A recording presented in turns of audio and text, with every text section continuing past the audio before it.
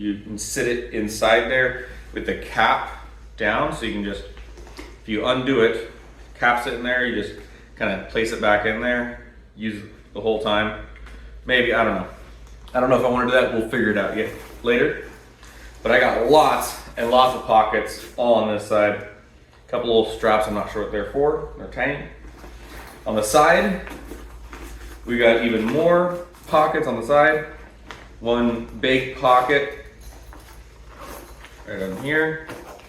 And inside that pocket, it's actually got a little divider. I don't think you can see that, but it's got a little divider on the inside. So if you wanted to put two separate things in there, you could. That's cool.